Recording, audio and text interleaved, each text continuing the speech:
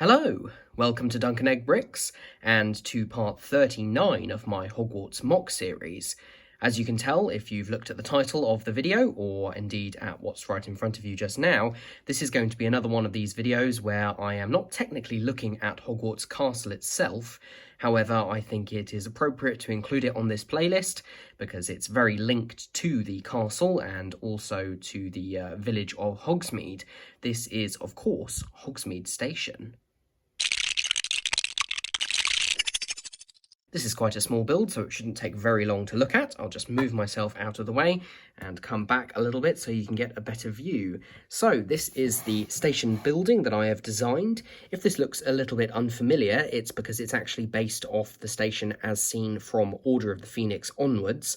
I believe it does appear very vaguely in some of the later films, but it's most prominently seen in Order of the Phoenix, and it's the same design of station that is seen in the Lego games, I believe also in the game, obviously, for the film, and also is seen at Universal Studios, the Harry Potter world in the US. So I decided to base it on this, just because the station that was used for the Philosopher's Stone is a real station here in the UK. It's part of a heritage line, I believe, and that was a lovely, lovely station. And it really suits that kind of Scottish scene that Hogwarts is supposed to be part of. However, it doesn't really architecturally suit either Hogsmeade, as shown from Prisoner of Azkaban onwards, or Hogwarts Castle itself, whereas this version, which was designed later, actually fits in with that a lot better, with the very steeply sloped roof and obviously the colouring of the stone and various other bits of architectural detail. So that is the one I decided to go with. That did present a little bit of a problem, as the reference images for this are very few and far between. So what I've done is made my best kind of approximation using the different sources that I've been able to find. This building is symmetrical, so it's actually double-sided. Swing it round, it's exactly the same on the other side. The only difference is that I've swapped out some of the tan parts for some medium nougat parts, palisade bricks in a couple, not palisade, masonry bricks in a couple of places, one up there, just for a little bit of added detail. The reason I've done this double-sided is because one side is where the passengers, the students, would walk up through the building, and then the other side would be the platform side. Obviously, I have not built a platform yet. That will be my next port of call. I just thought I'd go ahead and do the building, as it's by far the more interesting part. The thing that's most striking when you look at this building is, of course, that really steep roof, steeply sloped, I should say. And when I was initially looking at designing it, I thought I would take the simplest route and just go for standard brick stacking, which has done me very, very well for my Great Hall and also the Long Gallery and associated buildings, so those slopes have done me well. However, I realised when coming to design this that that wasn't going to cut it, so I've actually gone with a plate-based technique here. So it's actually made up of lots of different plates. You might be able to see the joins between them. And again, the roof is identical each side, side to side or front and back. So I will just show you one of them, and that will show you how the other one is made. One of the primary reasons for that is I wanted this narrow ridge along the top. You can see just where these two plates meet. And that wasn't really going to be possible. I didn't want to use the 3 tall slopes, so I was going to end up using the 2 tall slopes, which A, are harder to come by, especially in dark bluish grey, and B, there's no good piece to finish them off at the top. So you always end up with a 2-stud wide top, and that didn't really look right. So I'm much happier with this design. What I will try and do is take this apart to show you what's inside. First of all, there's this little tower on the top. That's actually just fixed in place by a 1x2 jumper in dark bluish grey. That's because there isn't actually space for a 2-stud wide gap there, but once this is on top, there is clearance just above. You can't actually see daylight through there, but there is just clearance, so that's how that's fitted in. Now, I'm going to attempt to take apart the rest of the roof. Might necessitate taking this bit off. Comes off nice and easily. And we will see how many parts this is going to come in. Oh, that actually came in just one part. That's pretty impressive. So yeah, you can see the internal structure uses a similar technique that I've used in the Great Hall and also in the Long Gallery. Just some Technic bricks clipped together with just regular Technic pins. And then there's a sandwich of bricks at either end, so you can pick the entire thing up just by that roof strut. Keeps it nice and strong, and is in fact the only thing that goes across there. On top of that is just a plate, and then you can see there's actually a stack of jumpers and plates here, just multicoloured because it doesn't really matter what colour is inside there. And then the entire roof section is just held up with 2 hinges per side.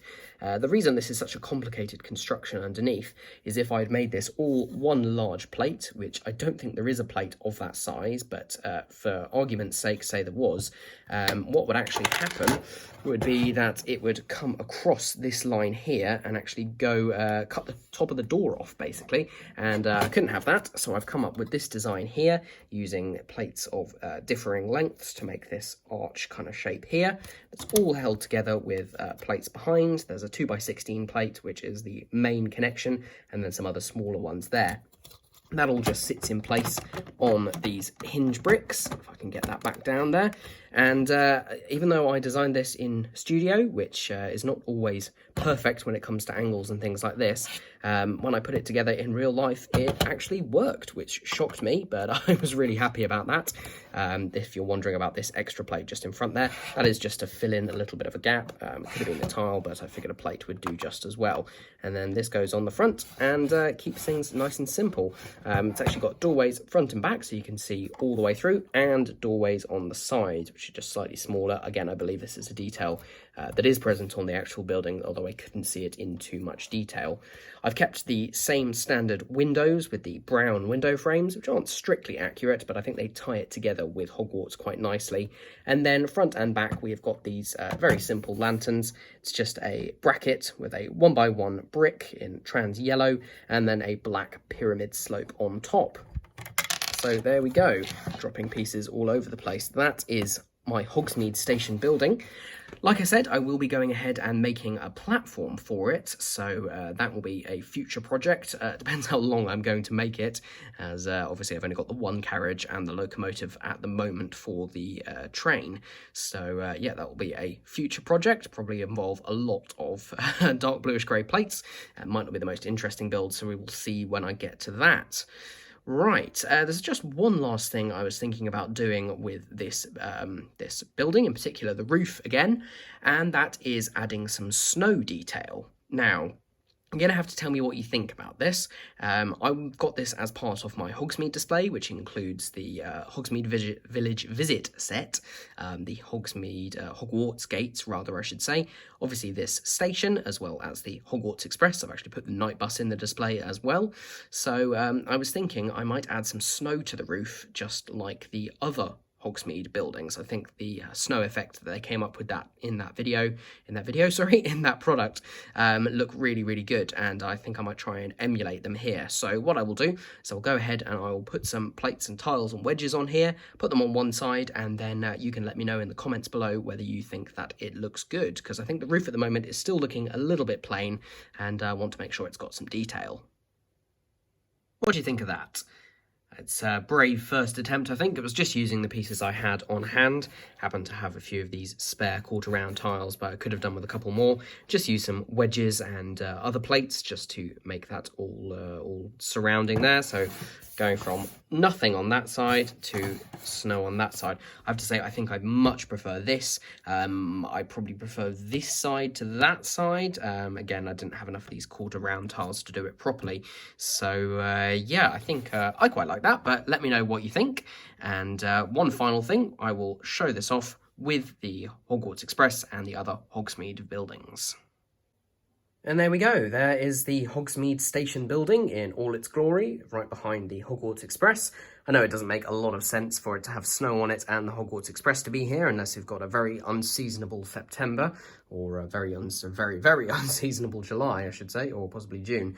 It's just standing on some stacks of bricks at the moment to give it about the right height. I think it looks really nice there behind the Hogwarts Express. I feel like the train itself is made to a slightly different scale than the building, but I don't really mind. I don't think it looks too bad overall. So yeah, there's my Hogsmeade display, looking pretty good, I have to say. One thing I am going to do is going to fit lights to the underside of the other, of all of the shelves, actually. just to make sure that the stuff under here can actually get some light on it. Diagon alley there. I've found a cool way to display it, and I am going to do a video on it, don't worry. But yes, as I said in a post that I made, I am going to be moving house, or we've bought a house, so we're going to be moving there at some point relatively soon. So there will be probably some more disruption while I get everything moved, and I'm not really looking forward to moving the Lego collection. So if you've got any tips on how to do that, then that would be greatly appreciated. Thank you once again for watching. If you like this and want to see more, then please subscribe to the channel. You'll be notified when I eventually make another video. Leave a like or a comment down below. I'll do my best to get back to you in the comments. And if you want to buy any of the Lego sets you see before you, like the Night Bus or the Hogsmeade Village Visit, then you can use my Lego affiliate link in the description of the video down below. Okay, till next time, have a good one. Bye.